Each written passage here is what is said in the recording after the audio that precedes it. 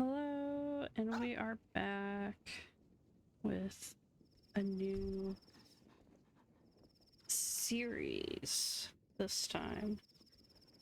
This time I wanted to take a look and do a little bit of a deep dive character analysis sort of introduction thing with none other than our traveler here. It looks like we have a friend here who is really excited to get to know the traveler a little bit better as well. Hello. Oh, you're a good doggy. Yes. Yes, you are. So I guess we'll stand here and have the dog do some cute stuff. We'll stand in by these flowers. So what I'd like to do is focus a little bit more on the traveler. I want to take a look at some of his voice lines. I want to take a look at the traveler's wiki page, see what that kind of has to say, and look at the lore that's kind of on there. Not getting too deep into what the traveler does in later areas, such as Liyue, Inazuma, or Sumeru, but just like kind of his beginnings as it's relevant up to Mondstadt. And then there is also a comic panel that I found that kind of does this opening section here in Mondstadt. It's a gag panel. Hi, Bubby. It is so criminal that we cannot pet the puppies. They want pets so bad.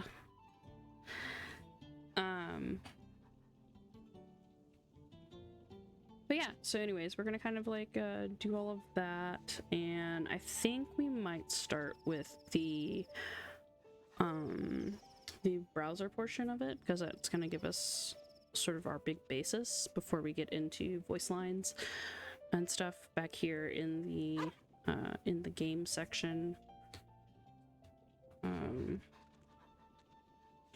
So we're just gonna do a slight overview here, then we'll switch over to the browser, and then we'll come back for the rest. At the beginning of the game, you can choose either the male traveler, which is the one that I have, Aether, or the female traveler, Lumine, which is Aether's younger sister.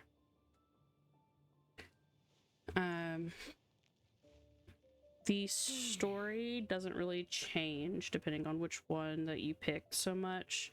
It just makes one or the other your main protagonist, and then the opposite one, whichever one you don't pick, becomes the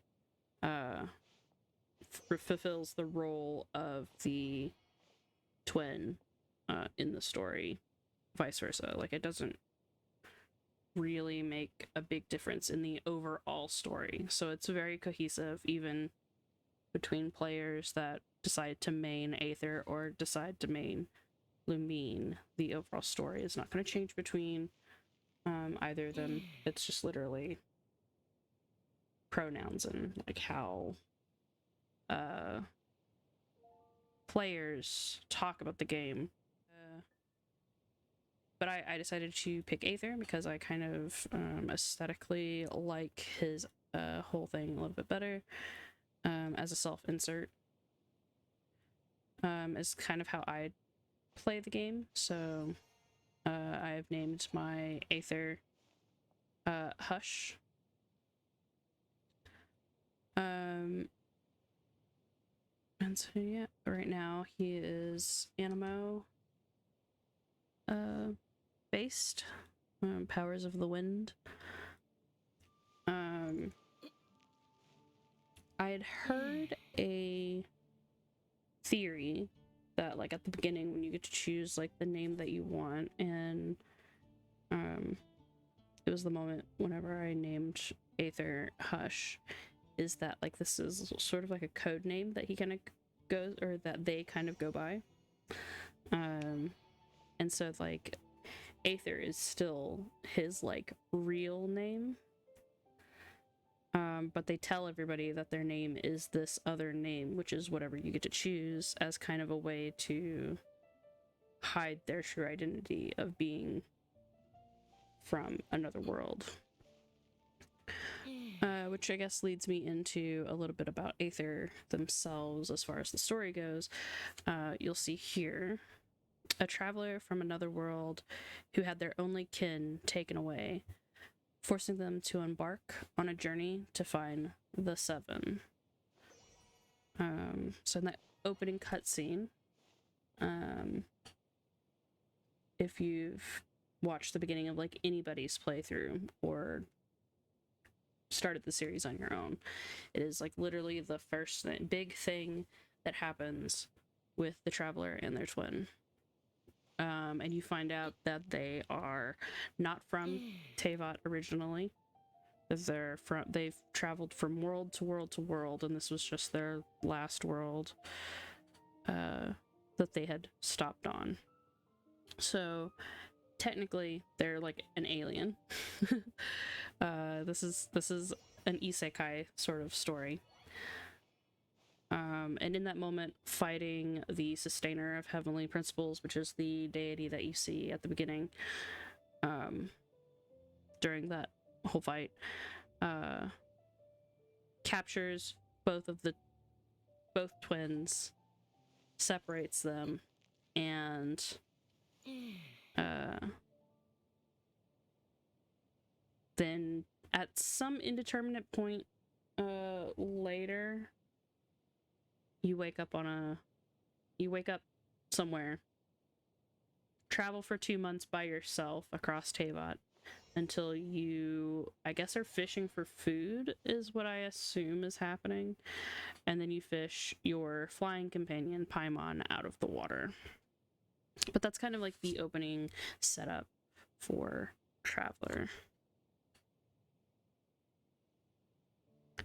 So that's kind of an important detail to know, that they're not from Teyvat originally.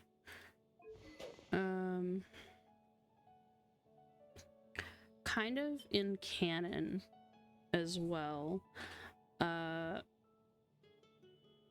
In like every cutscene that you ever see and every I think promo thing where you see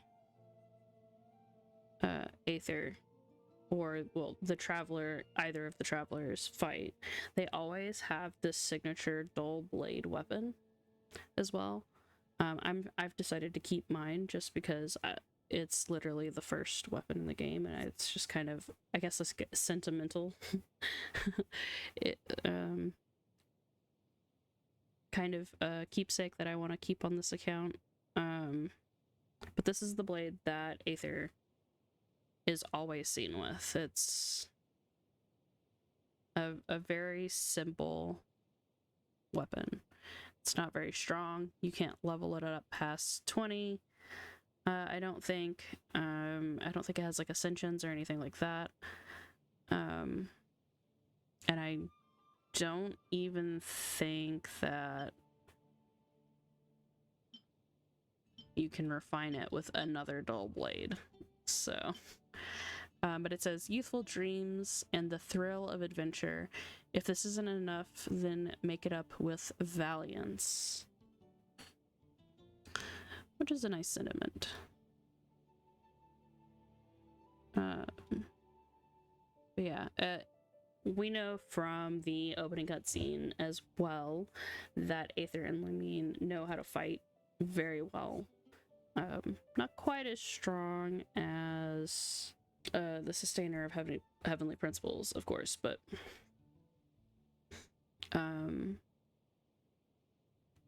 they're not new to the concept of battles and stuff. And yeah. And then for myself anyways, I have them on the Traveler's Handy Sword right now, which I think this is like the only one that I don't get like a lot of these. On my other account I have a Traveler's Handy Sword and I literally only have one copy of it. This one I was lucky to get 2, so I did get to refine it up 1, but I don't get a lot of these actually, to make it sort of like worth having, I guess you could say. But I have it on there right now just because it talks about it being the Traveler's Handy Sword, and it was just something, at the time it was the strongest one that I had. If I leveled this one up it would be a little bit stronger. And then of course I have a silver sword and the one I have on Kaya, cool steel. But as far as like, you know, what I have for Aether, this is sort of my setup right now. I haven't taken the time to really upgrade. I haven't taken the time to level or upgrade weapons or artifacts for him right now, but still working on it. And then constellations, this I get through completing story and stuff. And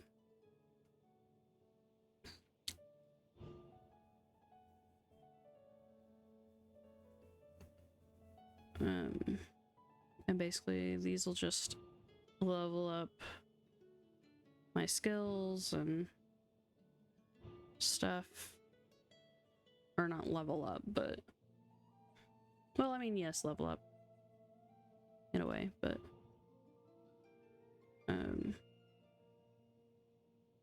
it unlocks extra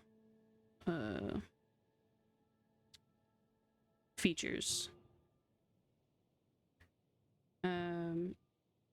Something I always thought was interesting as well is that depending on if you get Lumine or Aether, they have different constellations for each of them, but they're very similar in style.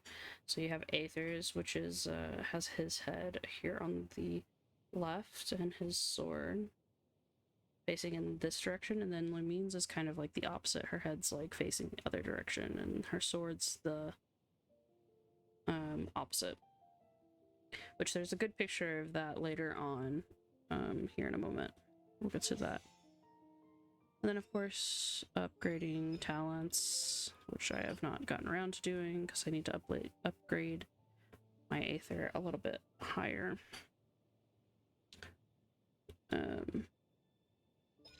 But some of these have these like little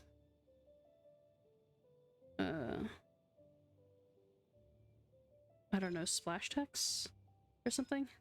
So like for your Palm Vortex, which is your skill, it says you discussed the way to grasp the formless wind with Paimon.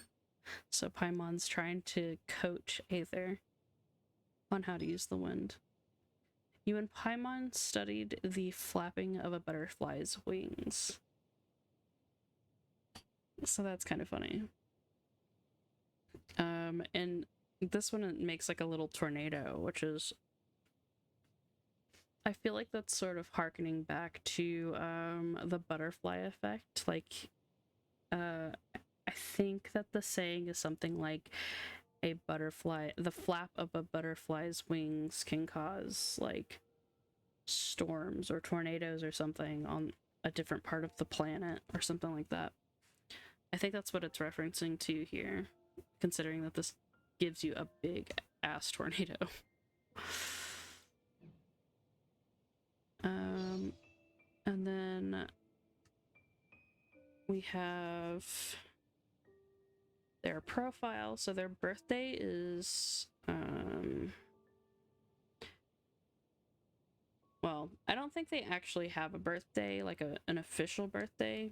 This is the birthday that I chose for them, because 4/6 was the day that I started this particular account, so that's why it is labeled as 4/6. But I don't think either of the travelers have like a listed actual birthday, because I think miHoYo wants to give that to players. No affiliation yet, no vision. Their constellation is called Viator. I'll have to look that up later because I'm not exactly sure what that's referencing. And then just that same little blurb over again. We'll do story and voiceover here in a moment. We're going to switch over to the browser section. And this is the Genshin Impact Wiki. So we can see the overview and the lore, and then we might go into outfit and media. Voiceovers I'm going to skip because we're going to go back and just do the ones that I have unlocked in the game, so that we aren't getting into voiceover lines that I haven't unlocked outside of the game. So on here it looks like, let's see. The Traveler is a playable protagonist of Genshin. In the opening cutscene, the twin siblings from another world travel through the universe until an unknown god, which is the sustainer of heavenly principles, blocks their path. The player gets to choose either Aether or Lumine as the Traveler, and the Traveler's sibling, which is whichever one you don't pick, gets captured. Their power to travel is then sealed, and it leaves them stranded on Teyvat. They wake up 2 months later. They save Paimon by fishing her out of the water, and she accompanies them on their new travel as their new travel companion. Together, they set out on the journey to find the Seven and reunite with their long-lost sibling. Although players can choose the name that they want to be referred to as by, the siblings always refer to the Traveler by their real name, regardless of the custom name.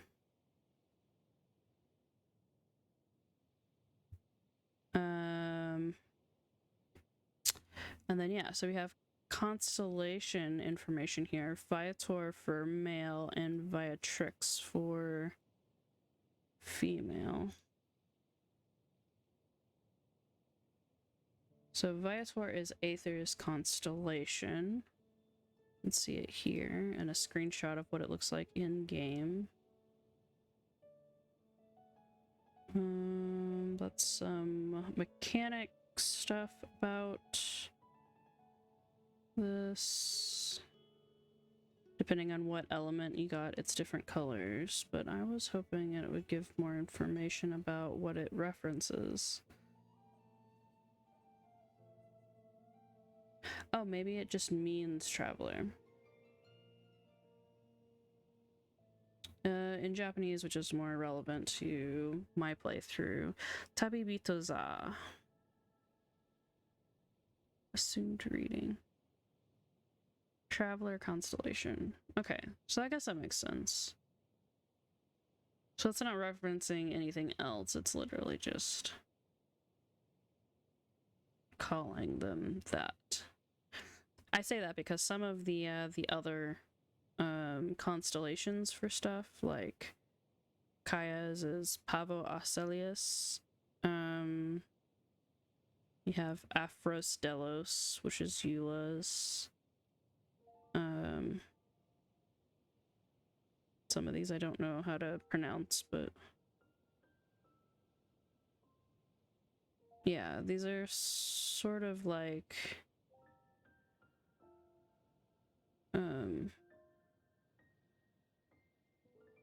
Latin words that are talking about other things related to the character, but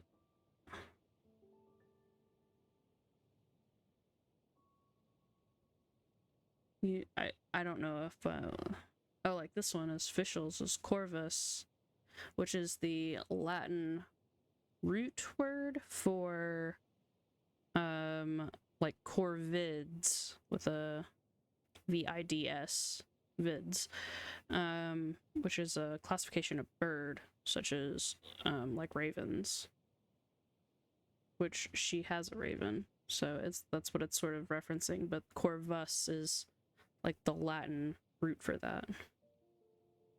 So it'll be kind of interesting to get into these ones that actually mean a little bit more than just, you know, saying the same thing over again. So we'll go back, and then you have Beatrix, which I guess would just be like a female traveler. Has lumines. This is what I was talking about, how her portrait is facing the opposite direction. Her sword is the opposite direction. She has a little flower in her hair, like the like Lumine's photo, and all the different colors. And then Japanese, it's also just called Tabibitaza. There's no special difference between Viator, Beatrix, like in English. In Japanese, it is the same thing. Let's see.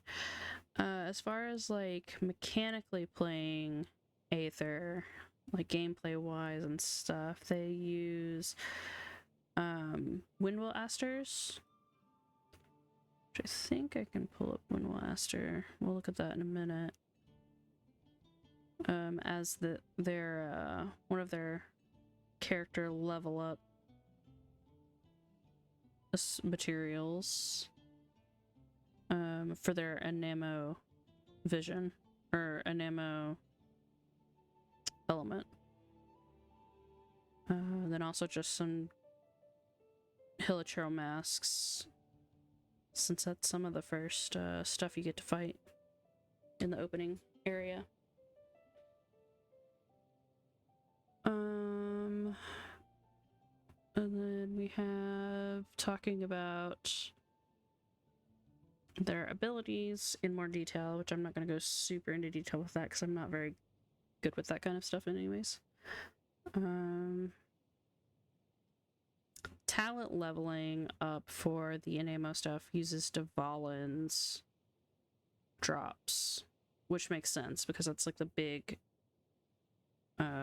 whole portion that you're dealing with is helping Dvalin in the prologue section, so that kind of makes sense that it would be tied to this. I wonder if there's any extra information about that. We'll look at that too here in a second. And then for activating constellations, you have Memory of Roving Gales. I'll look at that in a minute as well, because that's something related to Traveler. So language-wise, in English we just call them Traveler. In Japanese, they say Tabibito. Tabi means travel or journey, and then Bito is, or Hito, but when you combine it together like that, the H becomes a B. So it goes from Hito to Bito in Tabibito. That basically just means person. So journey person, travel person, if you were to read it more literally. But, you know, for translation purposes, traveler. And then I don't know anything about any of these other languages, really.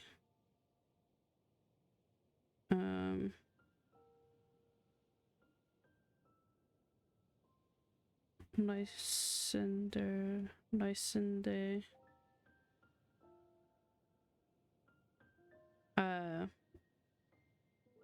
Yeah. It's very interesting to see how the Romance languages tend to have two different variants for male and female traveler. And then a lot of the more Asian-speaking countries, or most of the Asian-speaking countries, have one word for traveler. So that's kind of cool.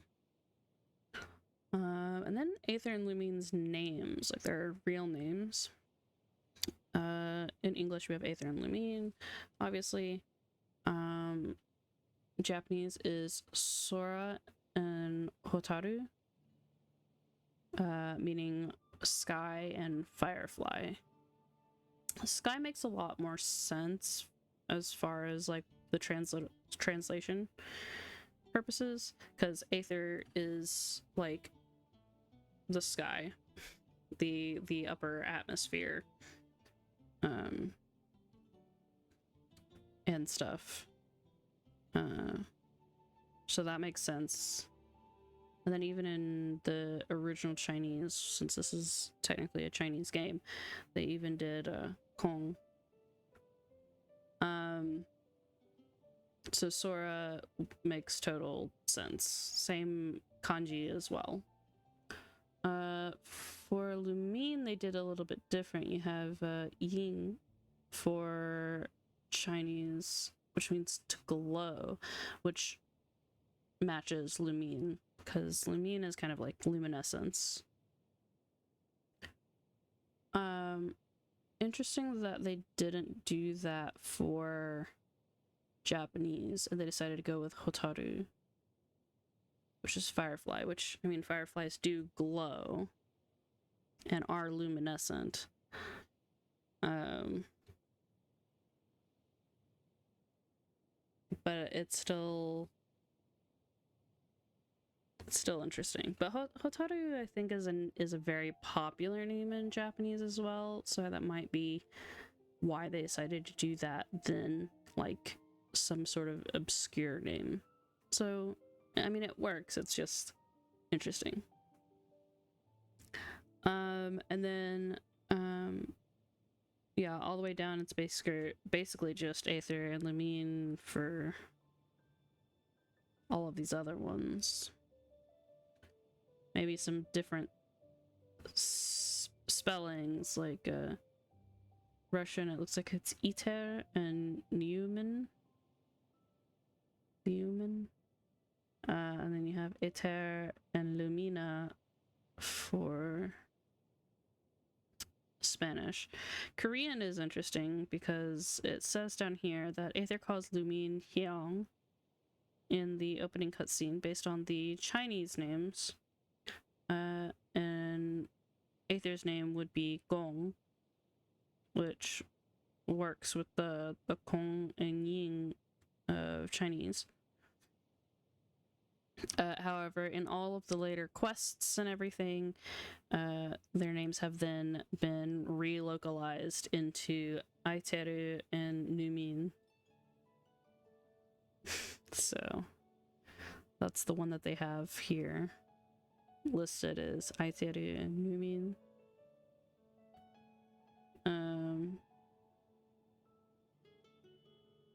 But yeah, Hyung and Gong.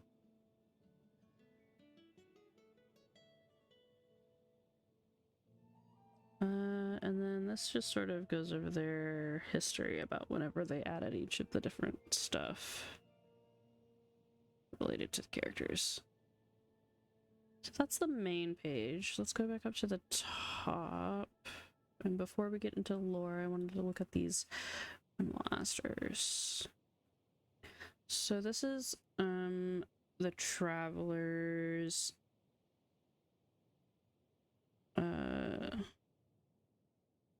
ascension material, or leveling material for characters. So Winwa Asters are a local specialty found in the wild in various areas of Mondstadt. Description: a plant that adores the wind. To the proud children of the wind, or the citizens of Mondstadt, the windmill asters are the visible winds. So that's kind of cool. It's a physical representation of wind, it seems. Windmills asters grow in areas of Mondstadt that have a gentle breeze. They are found exclusively in Stormterror's Lair and Windrise, with the exception of a few groups near statues of the Seven, and around Dawn Winery and Starfell Lake.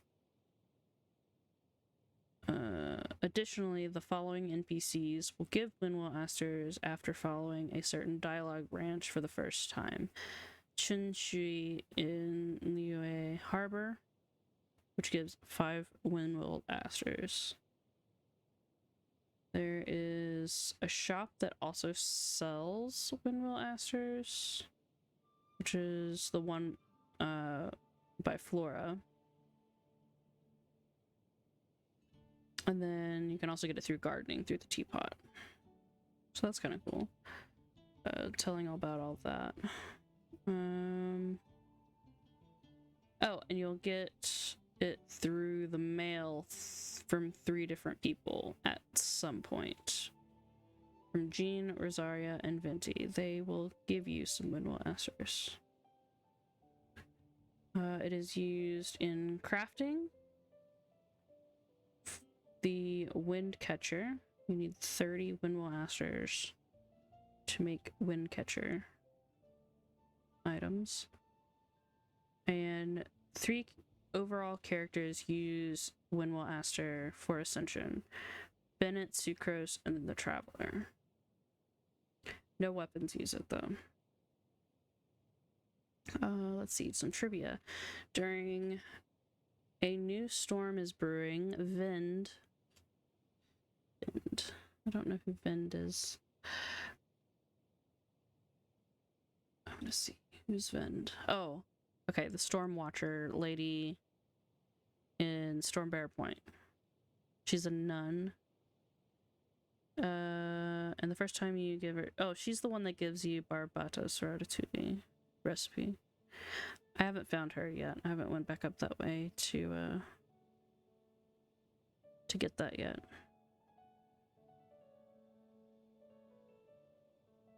She's from an unnamed family, which has been serving as sentries for at least 1,000 years, keeping watch for storms at Stormbearer's Point at Vanessa's behest. Okay, so this is related back to Vanessa, which we haven't got around to reading her story yet, but however, it has been many generations since anyone has seen a true storm, thanks to Barbados's power, maintaining gentle winds over the land of Mondstadt. Nevertheless, Vind is devoted to her duty and goes to sometimes extreme lengths to perform it, such as preparing to charge up a watchtower overrun by hilichurls before the Traveler eliminates them to keep her safe.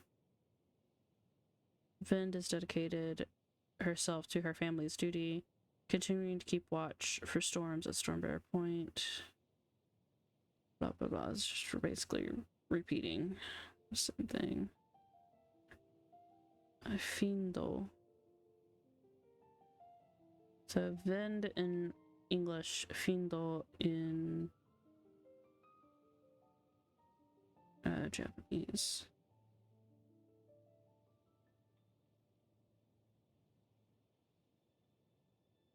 It's a nice design. It's very simple.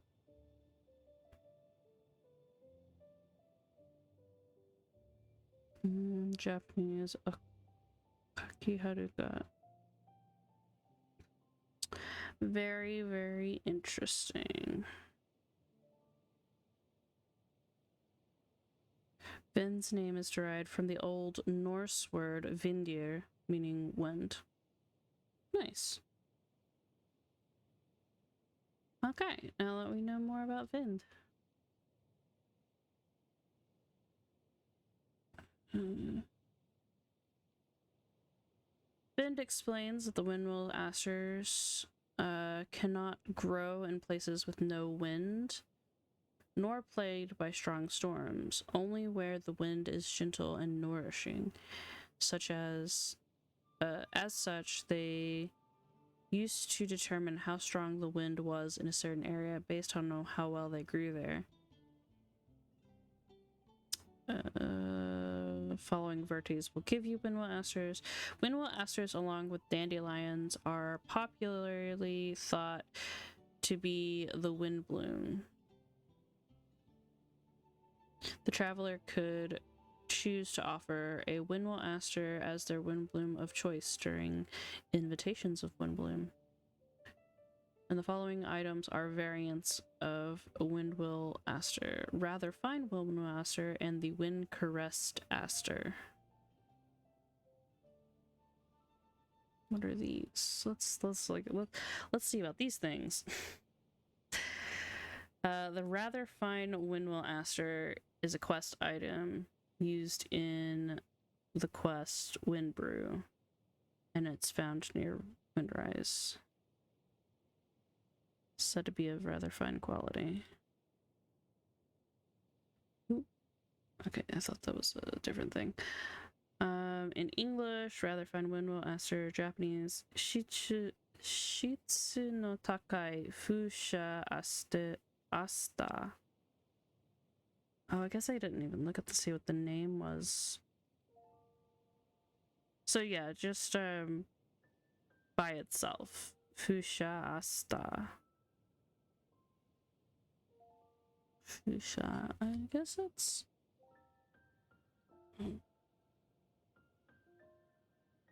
I don't remember. It's like wind...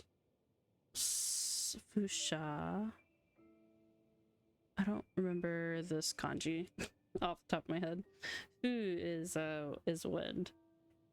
And then this is just transliteration of aster into Japanese. Shitsu no takai.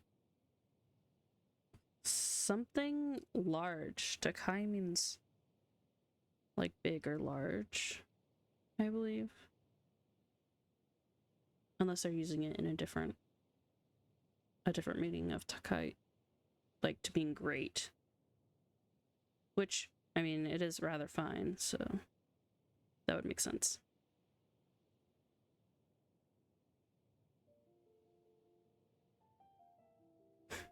What a fine flower.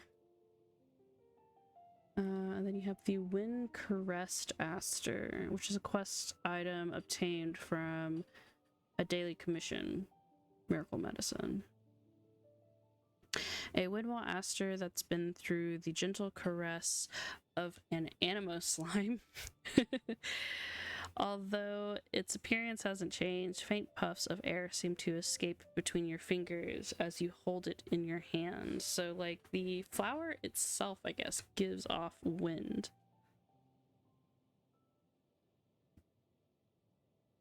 Wind caressed aster in English, but in Japanese it is windmill aster blown by an animo slime, which is very specific. Kaze slime ni fukareta fushasta. This one, kaze slime, so wind slime fukareta, which I guess is the blown part, is wind caress. Fukareta fushasta. That's funny to me how it's very specific, which it's the same in Chinese too. And then you have windmill chrysanthemum blown by a wind slime for Korean.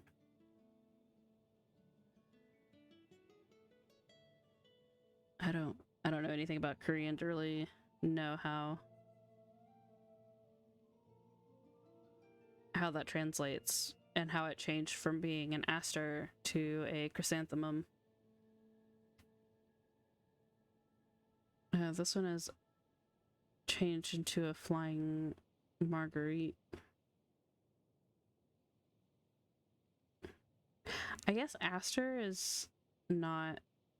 They didn't want to keep aster as the flower type for all of these, because aster is a very specific like type of flower.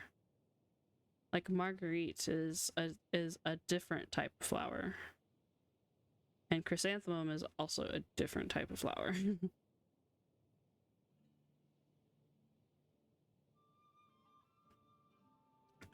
Interesting.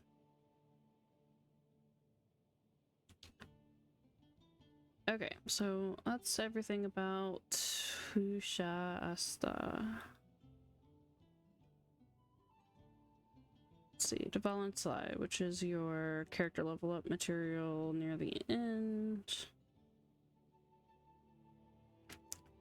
Devalansai, a bit of power taken from the whirlwinds invoked by the Dragon of the East. Beautiful and transparent. Both trade winds and tornadoes will work in its name. The winds move as its companion, its voice, and its freedom. Its enemies are the thousands who stand against the wind. Ooh. It's very poetic. I like it. In alchemy, you can make Dvalan's Sai by using Dvalan's plume and claw.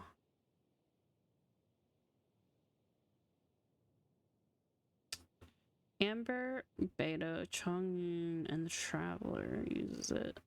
That's kind of surprising to me that Beidou and Chongyun would use it, as they're from Liyue, not Mondstadt. Amber makes sense.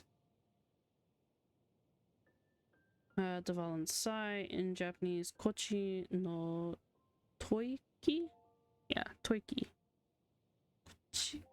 Kochi no Toiki. I don't know that kanji either. That's a very, at least to me, it's a very formal way of saying that. Because east wind... I don't remember my cardinal directions off the top of my head, but like there's a specific word for east. And it's like Higashi, I think. Or that might be west. I don't remember. There's like a different word for east in Japanese. So, and that's not like the word that they use there. The kanji, I think, might be east, but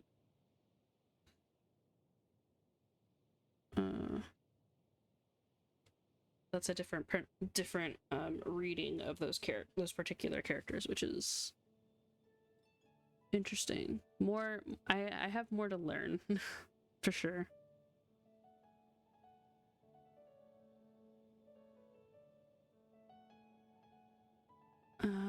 Okay, so let's see. We also have this that I wanted to look at before moving on to the next section. Memory of Roving Gales. It is a constellation activation material. This one is specifically for Anima Traveler.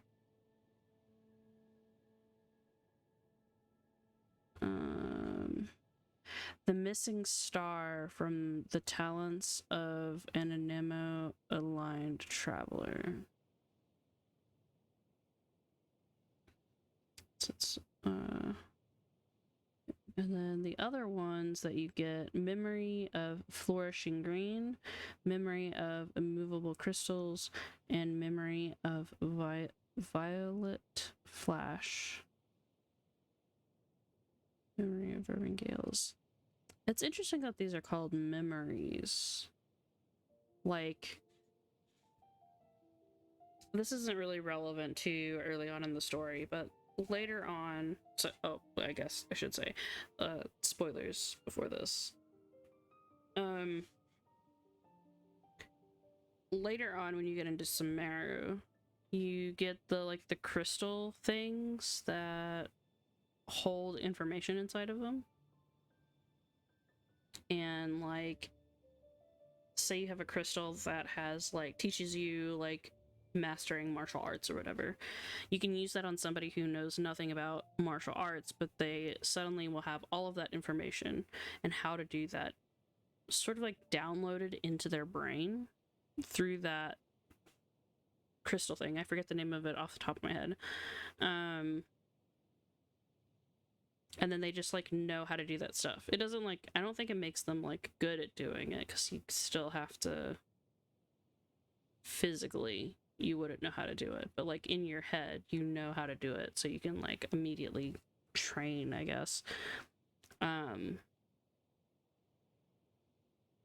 But it's used a lot in academic studies, because then academics can sit there and sort of like download information about whatever it is that they're researching from other researchers. But anyway, so this reminds me of that, because it says that these are memories, and they're like little crystal containers, giving back your constellations, which gives you better fighting abilities. So like, it's giving you back stuff that you've lost, which that's the whole thing with the Traveler getting back all of these powers little by little, is because his powers were sold away and now he's trying to get them back. And so it's interesting that these are called memories, because it kind of like plays into that a little bit more. Okay, so moving on a little bit. For this, Memory of Roving Gales, Shiho no Kaze no Kyoku. Shiho no Kaze no Kyoku. Kyoku is memories. Shiho no Kaze, so that would be the 4 cardinal ones. Because Kaze is wind. Shiho, I've never seen that word either. Shiho, I've seen that's referencing the 4 cardinal directions.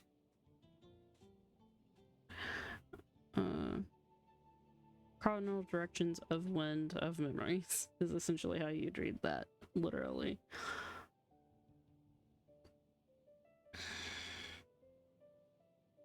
Nothing, no trivia stuff about it though. But yeah, that's what that reminds me of, is the little smear thingies. So let's go back to Traveler lore.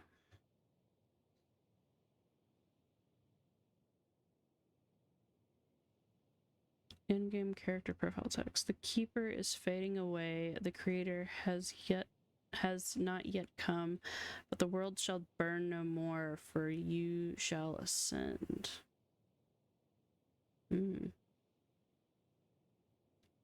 Don't lose faith in that which you have lost. In this new world, you will never be alone.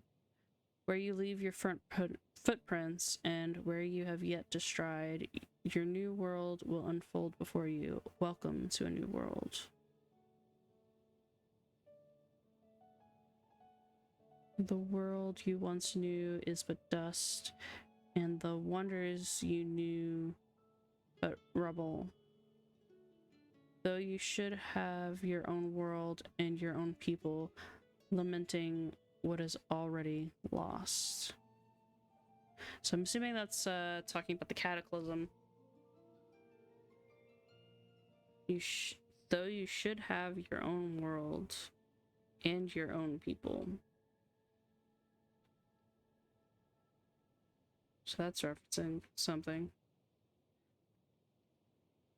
And the world you once knew is but dust, and the wonders you knew but rubble, which is probably talking about Conria as well.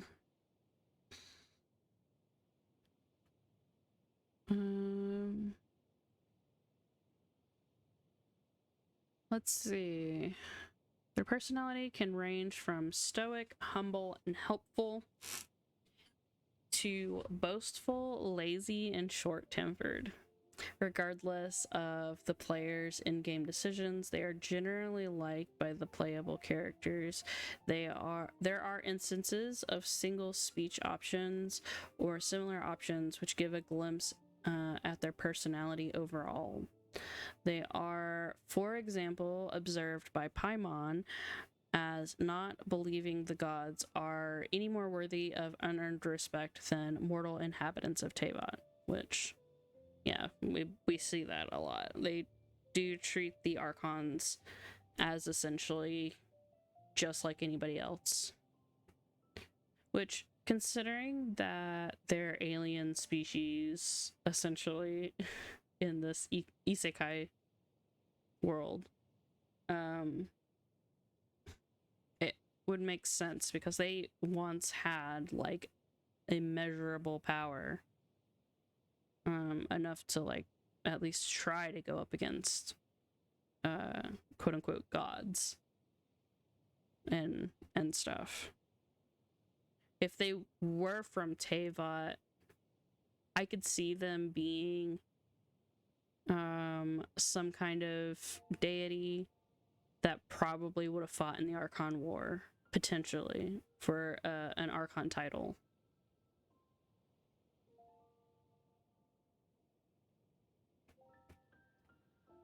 If that was, you know, how the story had went, but they're from a different place, so it doesn't really matter. But and they also are pointedly uninterested in getting involved with each nation's troubles and primarily only concern themselves with finding their siblings' whereabouts. That's true to a point. At some, I think with Inazuma, because of events that happened in Liyue, they were very uninterested in getting involved at first. But kind of with everywhere else, like in Mondstadt, Liyue at the beginning, and Sumeru, they were a little bit more open to helping each nation out, because then it would help them get closer to finding their sibling. But they weren't, like, completely uninterested. There was, like, they still, like, wanted to help the people. At least that's, like, how I've interpreted it, playing through it. Their response to Morax's death was initially to simply leave. Well, yeah, to avoid suspicion and seemingly a level of apathy considering the circumstances of their arrival on the world. Kind of, yeah, I can see that they were, like, wanting to leave to avoid suspicion for sure. But I still think at some point they were still kind of invested in helping out, find out who had actually done it, like what the story was.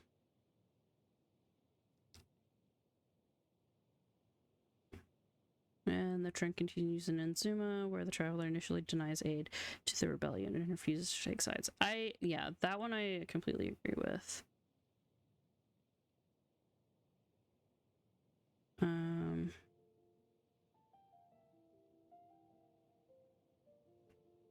Despite the hesitation to get involved, they are ultimately a compassionate person, eventually choosing to aid the resistance against the shogun's injustice after seeing the circumstance of each situation, particularly because Ayaka and Toma were showing them a lot of shit. Later on, Sumeru, they later help free Lesser Lord Kusanali from the sages of the academia after learning of her plight. The traveler does not appear to be very talkative, with several characters noting that they are not fond of speaking or starting conversations. Shikuno and Heizo also once joked about Paimon serving as the traveler's voice, which that's true. I think that's something that has come up quite a lot in Genshin circles of wishing that either of the travelers had more spoken lines. which early on you get a little bit because you get the opening cutscene stuff. And I think a couple spoken lines here and there in the starting section. But as you kind of move on into it, the traveler stops having as many spoken lines. And then when you get back into Sumeru, I kind of feel like Sumeru, they sort of... Mihoyo sort of took the will of the Genshin community and added in a good number more of spoken lines for Sumeru. I feel like they've spoken a lot more recently than before. But he definitely is a lot more quieter. But I think it's also because I can also see not having every single line of his voiced, because a lot of the time it's different options that you're choosing between, so it'd be weird to have both of those choices voiced out, as well as, like, since this is, some people consider the travelers as like self-insert characters, it's kind of weird to have them voiced all the time instead of it being the player's voice, I guess you could say. So I can kind of see why they don't do it for everything, but it is nice that they've done it a little bit more for some of the cutscenes. Due to their experience with the Fatui and the Abyss Order, the traveler is immediately on guard at the mere mention of them. Though on somewhat reasonable terms with some of their members who respect them, such as Tartaglia and Angel, they also show significant concern for their sibling, as their initial goal was to find them and get answers from the unknown god that sealed them away. Even after becoming aware of their position with the Abyss, they still ultimately resolved to follow their instructions in seeing the world for themselves.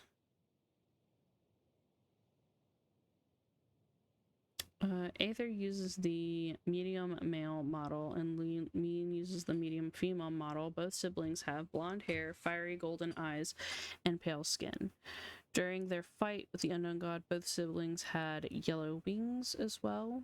And Aether's hair is a little bit more saturated in color and very long, while Lumine's hair is slightly paler and chin length, except for 2 locks that are shoulder length, framing her face. Lumine also has 2 light blue Teyvat flowers pinned to the right of her head, and 2 pale blue feathers tucked at the left. Teyvat flowers are an interesting thing, but I think I'll talk about those a little bit later.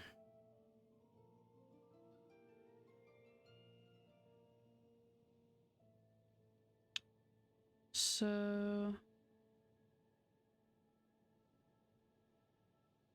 this is talking about history of when they arrived in Teyvat. I think for the first time,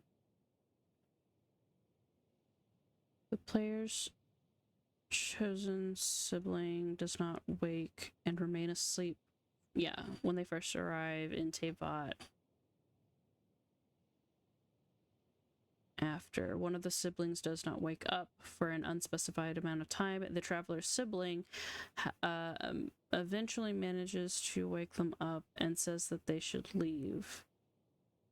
Both of the twins witness the destruction of Conria. However, the unknown god, describing herself as the sustainer of heavenly principles, block their way. A fight ensues and resulted in one of the twins getting consumed by the red cubes from the unknown god and the other trapped in a seal, which caused them to lose their powers. 500 years later, the traveler wakes up separated from their sibling and stranded.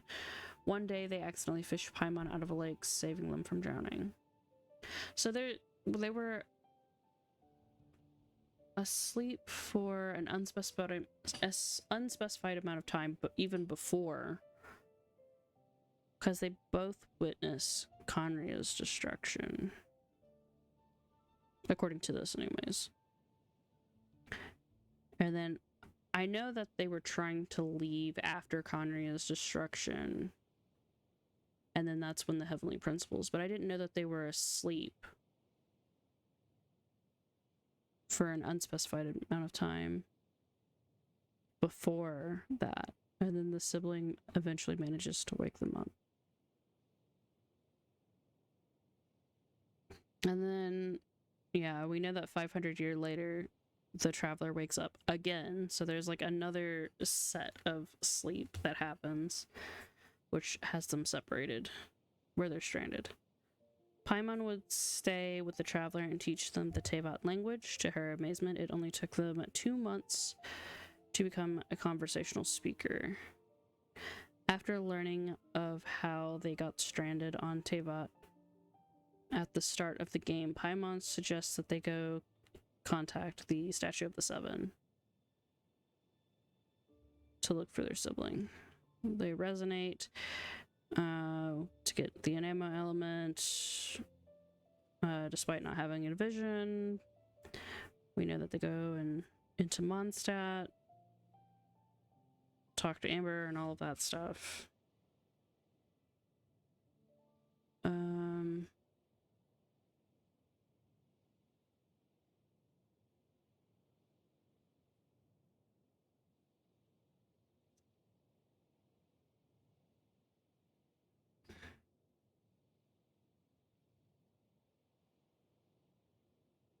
Yeah, this is getting into like a lot of other stuff, which we've not really gotten into as far as like my playthrough. Because we basically help with Storm Terror, and then we find out that it was orchestrated by the Abyss, find out that Venti's Barbados, which was really fucking obvious. In one of the 7 with as the Enamo Archon. And then we see Senora, which kills Stenosis, learning that the Tsaritsa Cryo Archon and ruler of Shnezhnaya has some motives.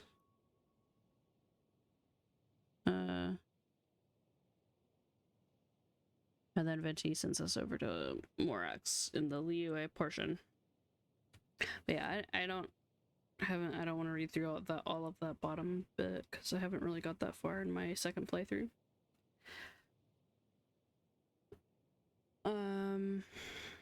So we have the outfit, which is the Rising Star outfit, which is their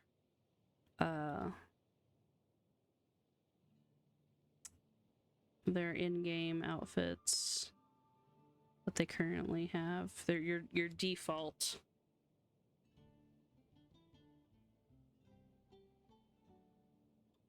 And it's just called the Traveler's Outfit, a practical set of clothing to wear on a long journey.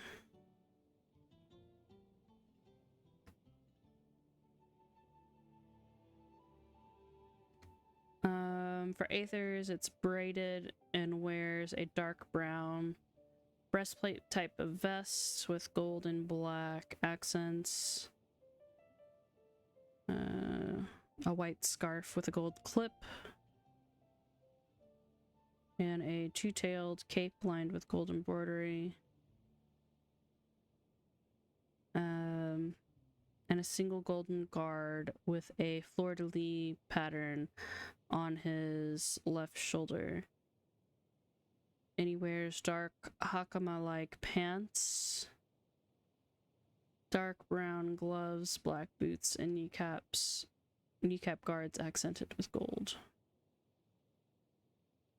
Lumion wears a sleeveless, backless, box-pleated white dress held up by cross black straps and wears a two-tailed long scarf as well.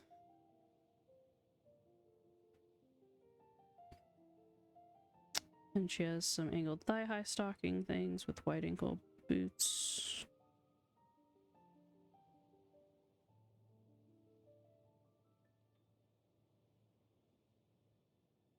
When the traveler's elemental burst is ready, various part of their outfit will glow the way the other characters' non-vision gems will glow along with their vision. I didn't really realize that it goes with their burst. I might have to test that. If it has like extra glowing capabilities.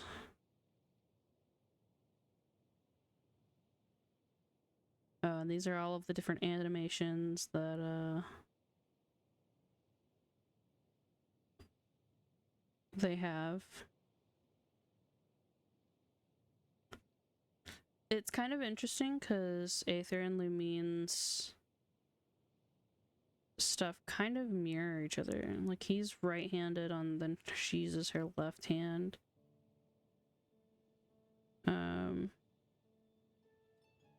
Their swords, they hold them in different styles. The name may be reference to the ascendant astrological sign, also called the rising sign.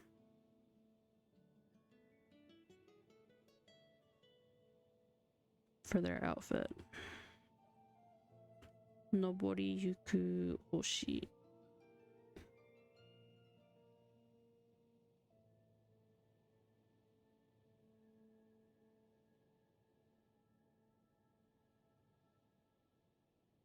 Interesting.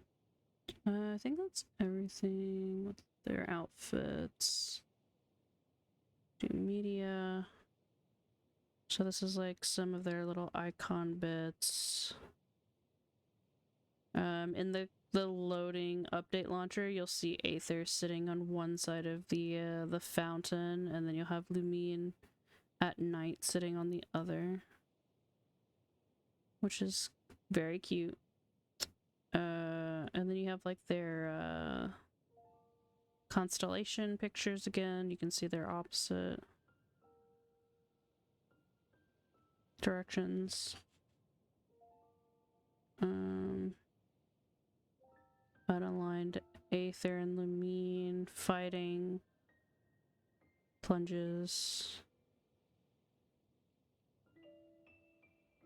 Aether or Anemo abilities of Aether and Lumine, GIFs. Geo, Electro, and Dendro.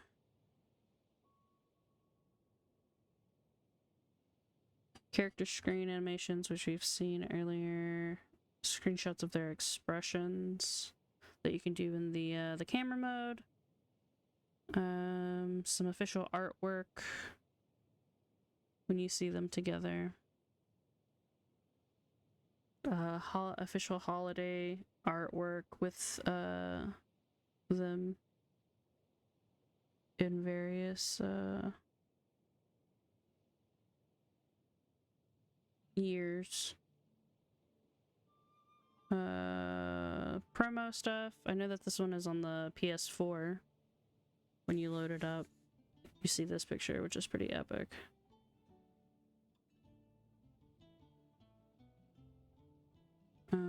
Different promotional illustrations for different things that are released.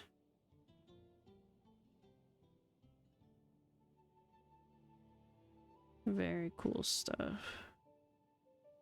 Social media, promo things, and some miscellaneous artwork. They got concept art too, which is kind of cool.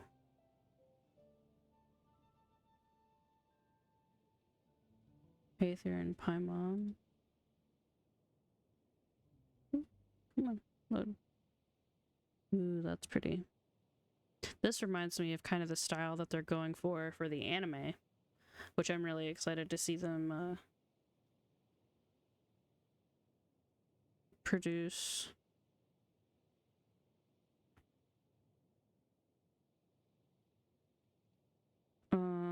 I know that this one is done in the preview story teaser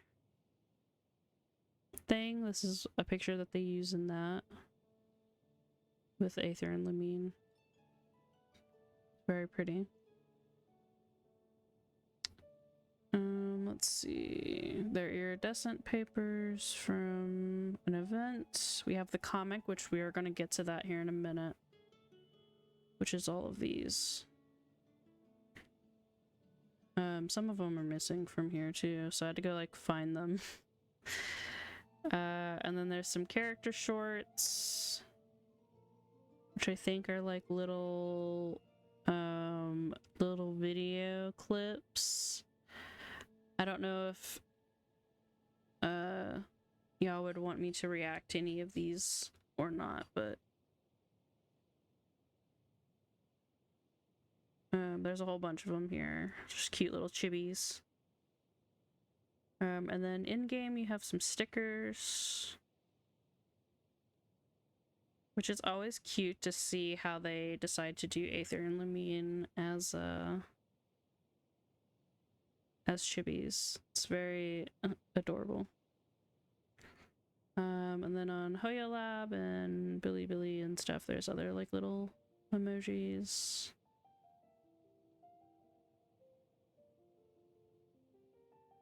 Of them.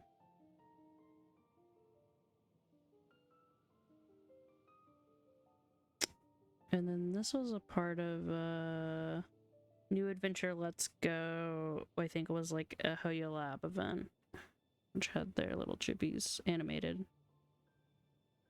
There's several videos where they make cameos and cameos in these ones as well. And that's it for media stuff. There we go.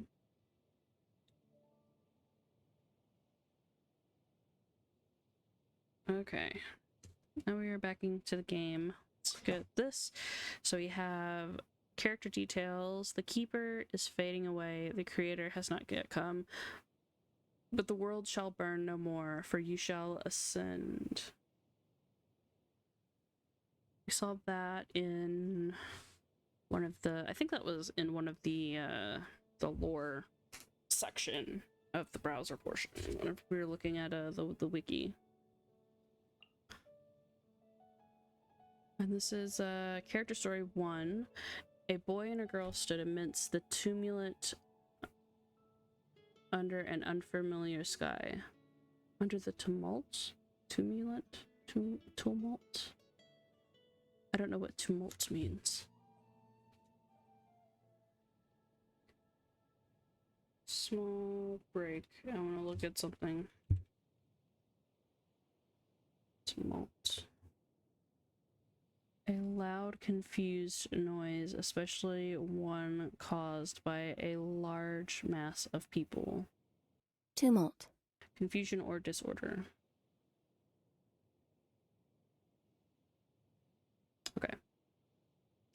Okay.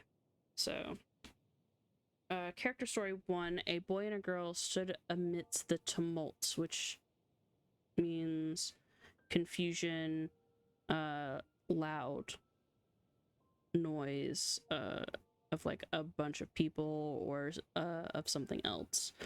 So boy and girl stood again amidst the tumult, so there's like a crowd of people that are really loud. Under an unfamiliar sky, you were a pair of traveling twins passing through countless worlds during your journey. Descending upon a continent named Teyvat, you hoped that you would be able to enjoy your time here. But as you awoke among the falling stars, you saw the world in turmoil, a cataclysm raging across the land. You sought to leave this place and move on to the next world, but then an unknown god stood before you, barring the way. This deity was spotless, floating over the world of chaos, looking down on you. The god took your only kin away, and you were sealed and cast into a deep slumber filled with nightmares.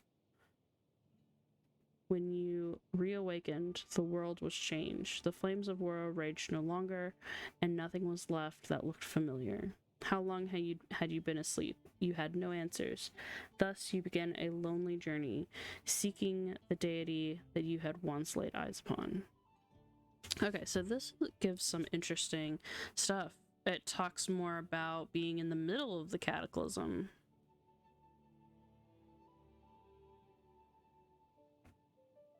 And you awoke among the falling stars. You saw the world in turmoil.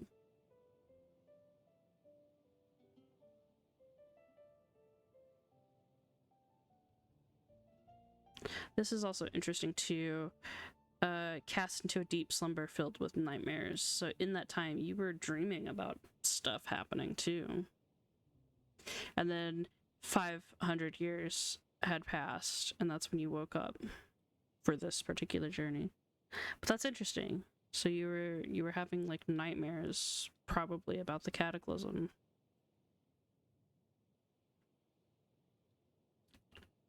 Vision. When faced with circumstances that they cannot control, humans often bemoan their powerlessness. But if a person is found to have surpassing ambition, even as their life reaches such a desperate turning point, then the gods would look upon them with favor. This favor is the vision, an external magical focus given to those who have been acknowledged by the gods, which they can use to channel elemental power. Celestia is the realm of the gods, and the wielders of visions walk the earth below. When they depart from this world, the chosen will ascend. After coming to this world, you often hear people speak of such things. You, for your part, can never receive a vision, for an alien life form does not belong. It is wise to allow a moment's ambition to is it wise to allow a moment's ambition to dominate one's entire life? You have needed to consider many such thought-provoking questions, ones that require lengthy consideration during your journeys through many worlds. So that's kind of interesting.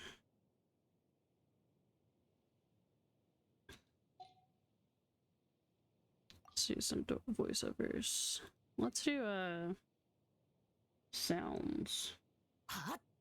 So these are skill sounds.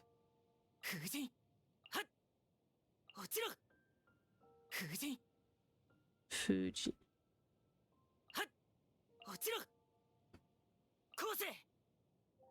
Oh, because this is also doing.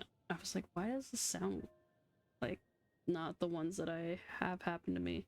It's because they also have the elemental skills for the other elements that you get.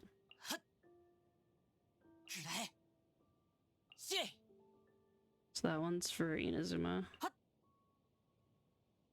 And then this is for Dindra. You can tell that they change. It's every 3.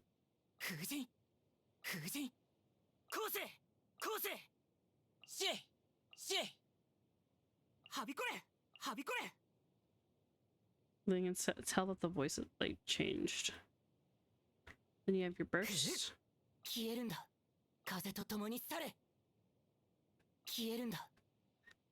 Disappear. Wind. To dust. That's Geo. This is these next 3 are Electro.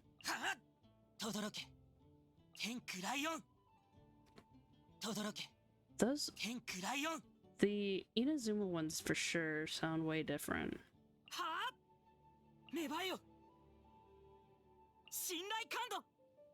So does Samara too.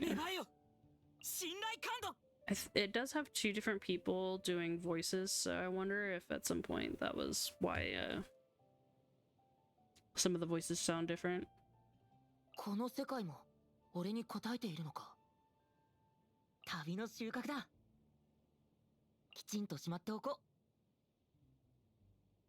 I'll keep this close.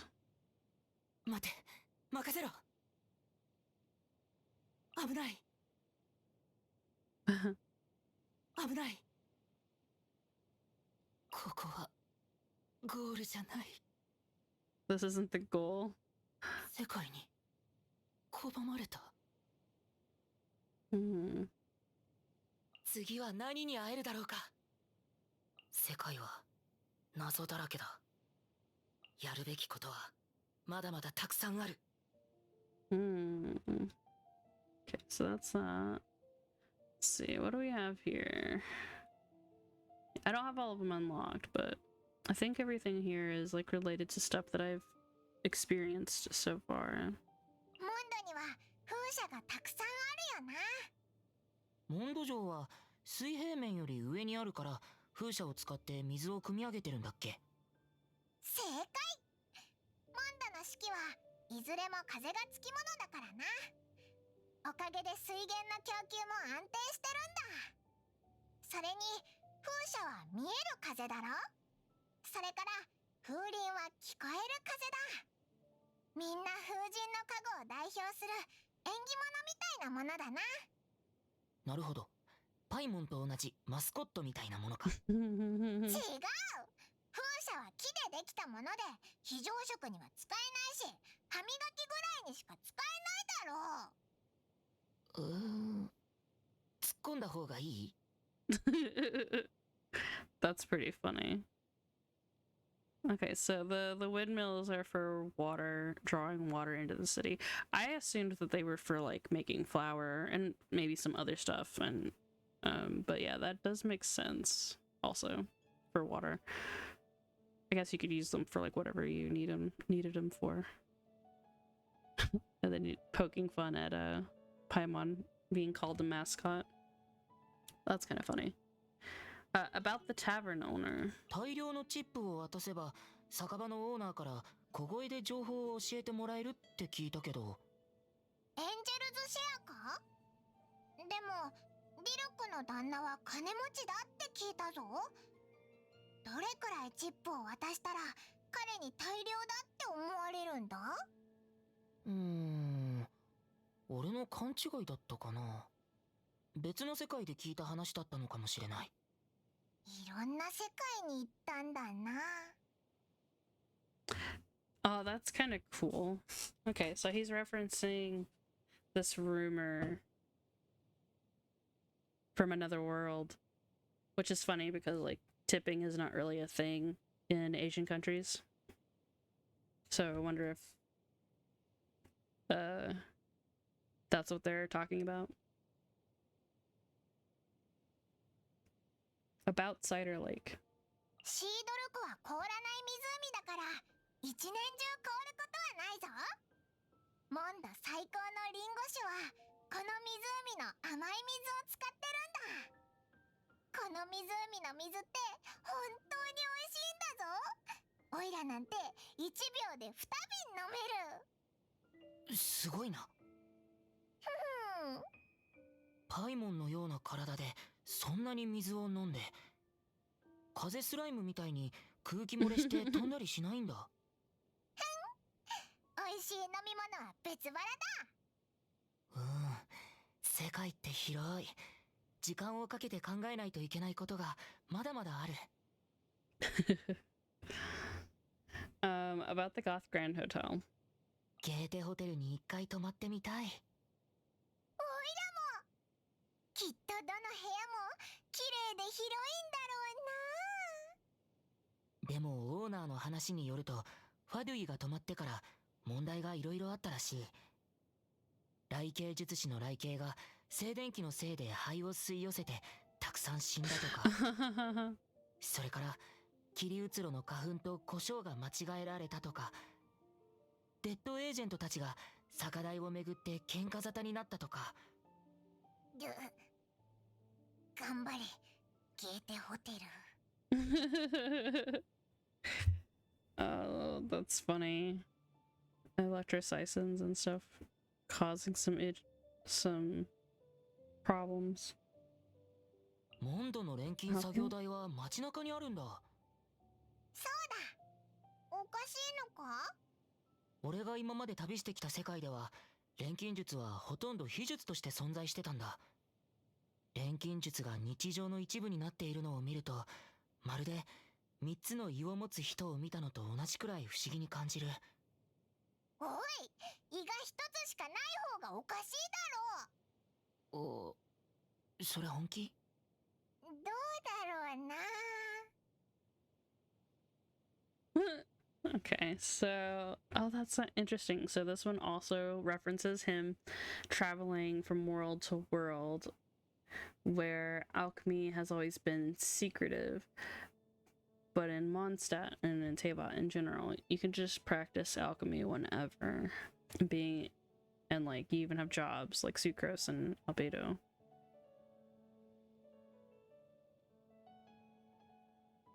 I don't know how to take this part with Paimon talking about how having one stomach is weird, and then asking if they're serious or not. About Teyvat. テイワット大陸の昼夜はどっちも短い気がする。ここの夜空にも星がいっぱいあるけど、故郷で見た星とは違うな。テイワットの人々の運命も星座と関係するんだろうか。へえ、お前も星読みができるのか？いいなあ。スメール以外の国でそういう技術を持ってる人はあまりいないからな。オイラの好奇心に火がついたぞ。さあ、オイラのことも占ってくれよ。うん。パイモンのマフラーにある夜空、星々と深海の光が流れてる。星の模様が告げるに、これから7日間。7日間？いいこと、もしくは悪いこと、もしくは良くも悪くもないことが起こるかもしれない。岩スライムみたいに何の変哲もない答えだな。Okay, so we get a little bit more saying that they don't look like the stars from his homeland. I feel like the traveler is pulling Paimon's like the...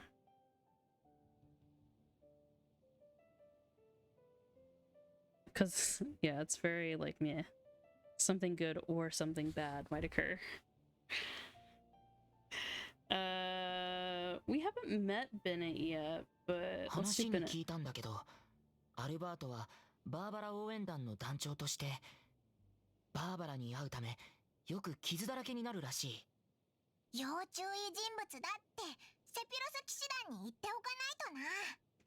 けど1ヶ月後、アルバートは気づいたんだ。バーバラと会った回数がベネットに負けてると。何せ怪我に関してはベネットの右に出る者はいないから。あいつらはバーバラに迷惑をかける試合でもやってるのか。Yeah, Albert's weird. ベニー冒険団と一緒に秘境を探索するなら準備しておいた方がいいぞ。秘境は危険だ。出発する前に物資と道具は何度も確認しておけ。油断は禁物だ。秘境の中には463 different ways of dying in these domains. 463種類あるって聞いたぞ。もしベネットのせいでお前が死んだら、オイラもあいつも両親が痛むからな。なんで死ぬのは俺なの？ほら、だってオイラは飛べるだろ。その中の322種類の死に方はオイラには効かないんだ。秘境探検やめようかな。I suddenly don't feel like exploring these domains. That's funny. Being リサ sisters. さんとアンバーの関係は少し姉妹みたいだ。あ？なんでだ？アンバーはよくリサさんの使い走りをしてるだろ。姉が楽したいから妹を使い走りにすることはよくある話だ。俺は妹と同い年だからいつもじゃんけんで決めてたけど。そっか。ならお前はオイラの弟だな。なんでそうなる？だってオイラは飛べるからな。実際走っているのはお前だけだぞ。え？ That's funny. It's interesting to hear it says that they are the same age, so they decide to do the things via rock, paper, scissors, but I guess, hold on. リサさんとアンバーの関係は少し姉妹みたいだ。なんでだ？アンバーはよくリサさんの使い走りをしてるだろ。姉が楽したいから妹を使い走りにすることはよくある話だ。俺は妹と同い年だからいつもじゃんけんで決めてたけど。そっか。ならお前は Yeah, he says Imoto, which is younger なんで sister. そうなる？ってオイラは飛べるからな。実際走っているのはお前だけだぞ。Like, they do a pun for that. But yeah, so I guess, like, technically, like, they're not exactly the same age, but they were born, like, probably the same day. But I like how they still have Aether as the calling the mean young sister. Let's see. I guess we'll do Kaya's eye patch. パイモン、ガイアの眼帯の下って見たことある？見たことないな。そういえばガイアは一年中眼帯を外さない。ふふん。賢いオイラはもう分かったぞ。ん？きっと大きな秘密があるんだ。大きな秘密。ほら、ガイアって外での仕事が多いんだろ？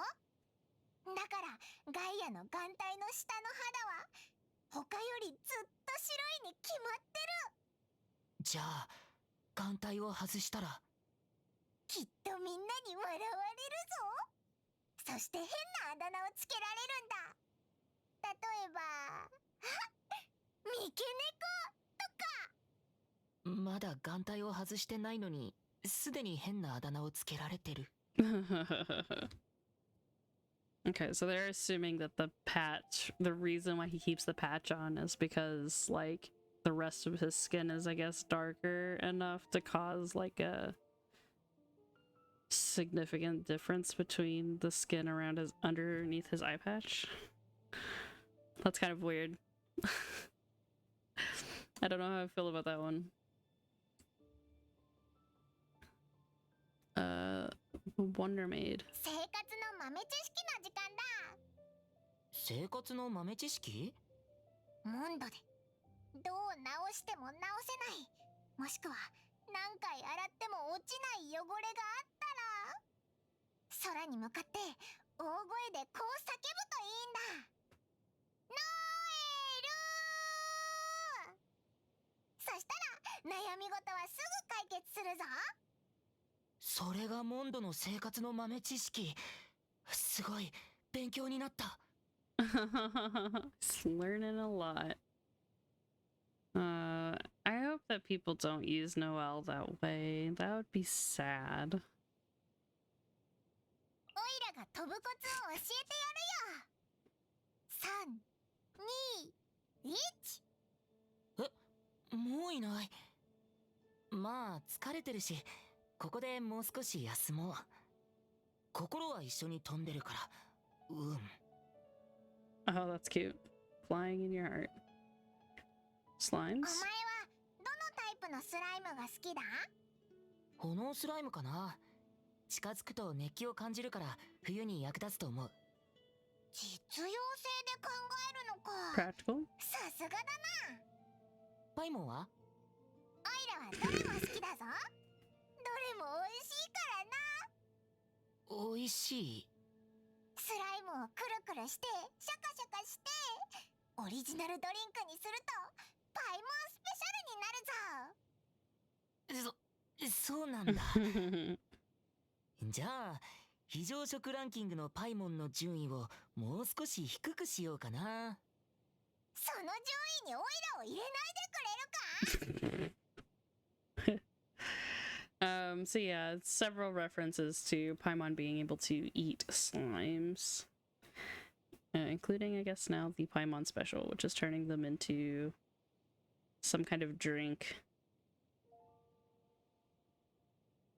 ヒルチャールに対して少しやりすぎたかな。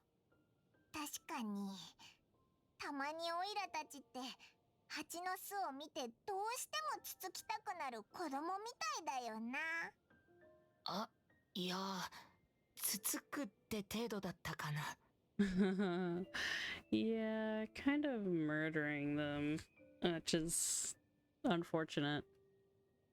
オイラ、体調ちょっと良くないかも。どうしたんだ？もう長いことこの手で宝箱を開けてないんだ。このままだと、このままだと、パイモンはいつかモラに釣られて罠を踏んじゃうだろうな。オイラは飛べるんだぞ。そんなのに騙さ Paimon's obsessed with that. れない。最近旅の途中で美味しいものをたくさん食べたよな。美味しいものを食べると旅の疲れも一気に消えるってもんだ。けど、パイモンって太ったら飛べなくなったりしないの？そんなことないぞ。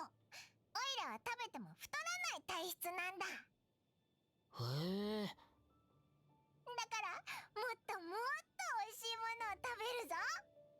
食べた分が肉にならないなんて非常食として不合格じゃない？まさか合格した非常食が他にあるのか？ That's kind of funny. About cat people and dog people. 猫と犬、お前はどっちが好きだ？パイモンの方が好きかな。それ反則だぞ。おや違う、オイラはペットじゃない。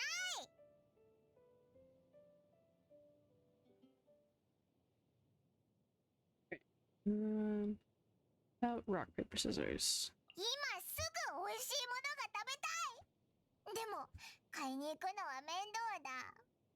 じゃんけんで買いに行く人を決める？おう、いいぞ。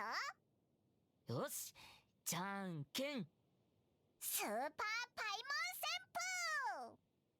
風。え？ Relaxing. 最近疲れたな。おすすめのリラックス方法とかないか？寝るとか？寝るなんてつまらないぞ。チェンジ。本を読むとか？頭がクラクラするぞ。チェンジ。友達と話してみるとか？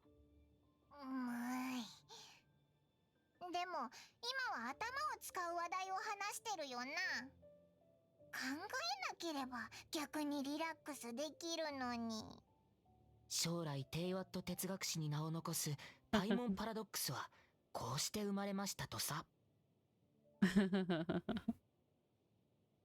Sealies. 宝物を追う洗礼は一体どこから来たんだろ土の中から生えてきたとか、それか木の上から落ちてきたとか。どこから来たかはわからないけど、洗礼がいればいいものがあるってことだ。う。でもどうして洗礼自身が宝物に触れた時、 Hmm. 悲しげな雰囲気があるんだろう。なんでもない。気のせいかもしれない。お宝がいらないならオイラが代わりに保管するぞ。保管費は取らないから安心しろ。 Interesting. So Paimon doesn't know anything about the Sealies. But the traveler picks up that there's a certain sadness around the treasure. I assume due to the Sealies' circumstances. 最近旅の中で出会った印象深い人っているか？ちなみにオイラはサラかな。ティミーかな。なんでだ？最近鶏肉のスイートフラワーつき焼きを食べるたびに彼を思い出すんだ。それで肉を美味しく味わえなくて。 Aww. Sarah is the person at Good Hunter. So that makes sense for Paimon. But that's funny that for Hush, or for Hush, for the Traveler, that it's Timmy. Timmy has a very sad story in general, so.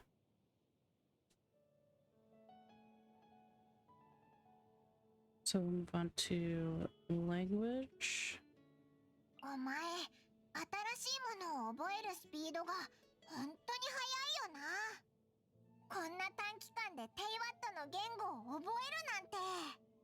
パイモンの教え方が上手だったから。ひひひ。いつか俺もあだ名をつけるセンスがパイモンみたいになるかもしれない。Oh, that shade that Traveler throws at Paimon. Paimon comes up with like pretty bad, nasty nicknames. That's really funny that even the Traveler is like, you know, needs some improvement. Let's see if this is anything interesting, because we don't know much about Paimon. パイモンにとってどんな怪物が印象深かった？怪物か。遺跡遺跡守衛って怪物なのか？どちらかというと機関のようなものだと思うけど。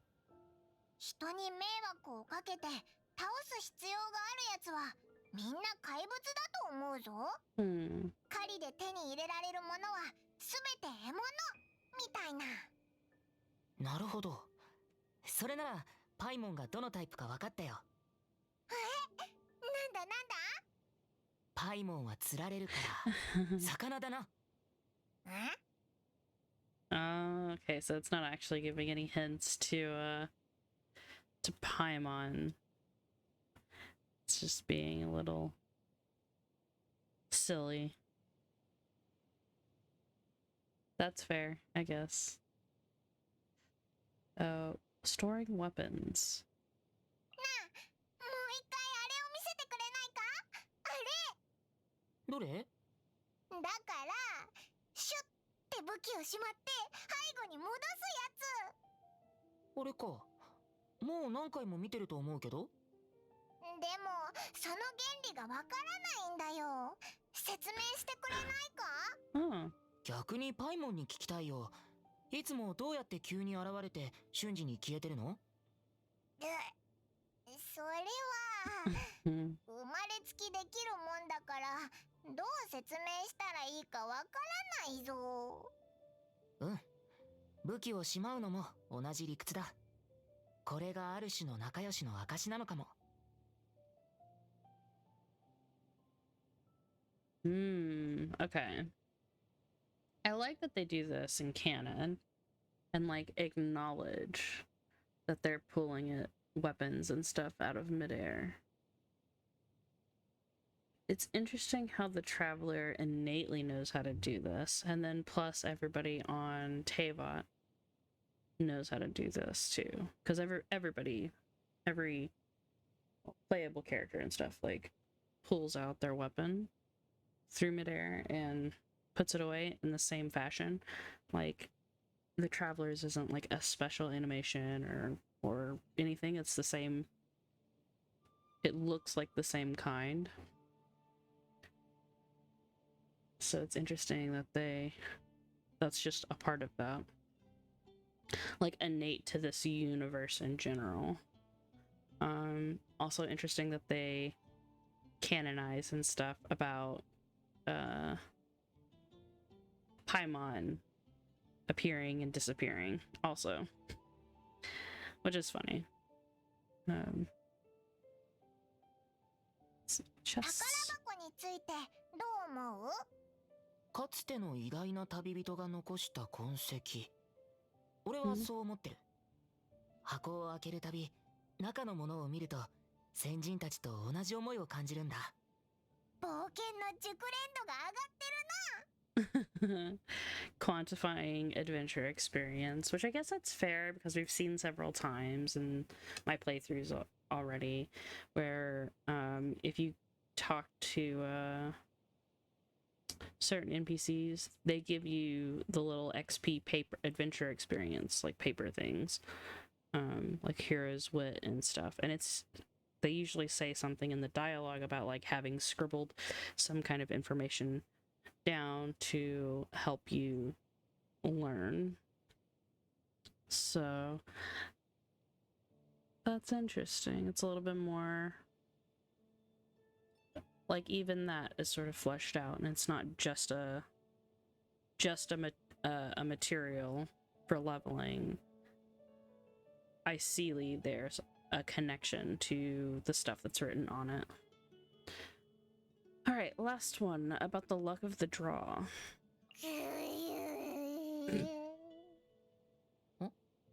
近くに動物でもいるのか？違うよ。おいらお腹すいたぞ。よし。今からおいらのために人参とお肉のハニーソテーを作れる幸運な旅人を一人決めるぞ。そんな幸運な旅人は一体誰になるのかな？ Okay, so this last one is more about Paimon just being hungry. That's kind of funny. So we have like all these other ones that I haven't unlocked yet. So we'll definitely like have to do this again. Maybe the next time I do Traveler will be when we get farther. Maybe at the end of the Mondstadt section. To kind of even it out. And then at the end of the Liyue section, I'll do all the ones that I've learned during that time. I'll just have to make sure not to, as much as I'll want to not click on the tabs in the corner. So I think that's it. We've went through pretty much the entire thing. How much of these do I have?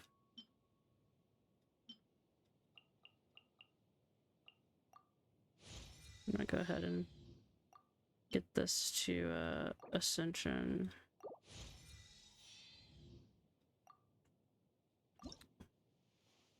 So I'll literally just need this, which is leveling up my rank. We'll have to go kill some more Pillagers and get some more Asters, but that should be pretty easy.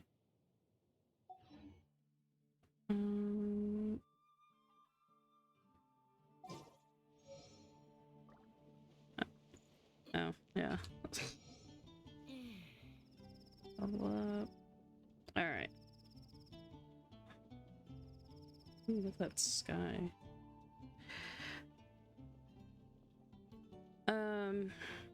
Oh yeah. This was one thing that I had saw in when we were doing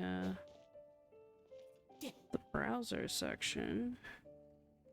As my burst is up, his little bits on his clothes are indeed pulsing.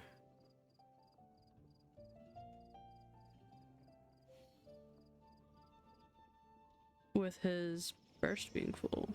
That's cool. That's a neat detail. Okay. So I think we're gonna wrap that up for here. But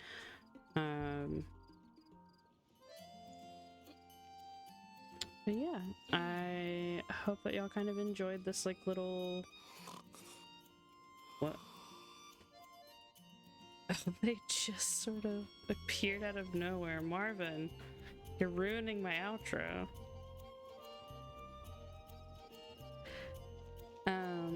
Let's head over here a little bit. Let's see if we can get a little bit of ways from snoring people.